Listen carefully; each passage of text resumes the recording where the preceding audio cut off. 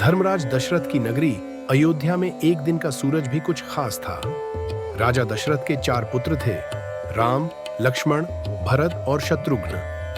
राम और लक्ष्मण 2 अत्यंत वीर और धर्मप्रिय भाई हर दिन नई नई शिक्षा और अभ्यास में व्यस्त रहते थे। एक दिन जब अयोध्या के आंगन में शांति का साम्राज्य छाया हुआ था, तभी एक विशेष अतिथि का आगमन हुआ, आर्षि विश्वामित्र।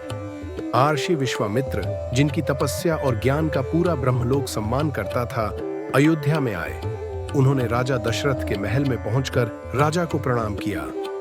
राजा दशरथ ने आर्षि को सम्मानित किया और उन्हें सुखद स्वागत की प्रस्तावना दी। विश्वामित्र ने कहा, मुझे आपके पुत्रों राम और लक्ष्मण की सहायता की आवश्यकता है। मेरे आश्रम पर एक विशेष यज्ञ होना है, लेकिन राक्षसों की बाधा के कारण मुझे मदद की आवश्यकता है। राजा दशरथ ने विश्वामित्र की बात सुनकर राम और लक्ष्मण को बुलाया। राम और लक्ष्मण ने आर्षि की बात ध्यानपूर्वक सुनी और बिना कोई प्रश्न किए यात्रा पर चलने की तैयारी की। राजा दशरथ को अपने पुत्रों की सुरक्षा की चिंता थी, लेकिन विश्वामित्र ने उन्हें आश्वस्त किया कि उनके साथ राम और लक्ष्मण पूरी सुरक्षा के साथ जाएंगे। राम और लक्ष्मण ने विश्वामित्र के साथ उनके आश्रम की ओर यात्रा की। मार्ग में उन्होंने अद्भुत वन और पर्वतों को पार किया और आर्षि विश्वामित्र ने उन्हें विभिन्न प्रकार के यज्ञ और अनुष्ठान की विशेषताएं बताईं। उनकी यात्रा के दौरान राम और लक्ष्मण ने विश्वामित्र को हर जगह आदर दिया और उनके मार्गदर्शन को सही तरीके से अपनाया।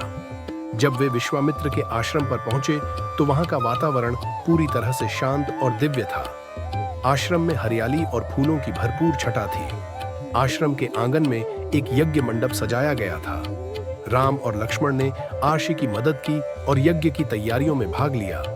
यज्ञ के दौरान राक्षसों ने आश्रम पर हमला किया, लेकिन राम और लक्ष्मण ने उनकी वीरता और शक्ति का प्रदर्शन किया और राक्षसों को हराया। इस प्रकार यज्ञ पूरी शांति और समृद्धि के साथ संपन्न हुआ। आर्षि विश्वामित्र ने राम और लक्ष्मण की बहादुरी और मदद की सराहना की।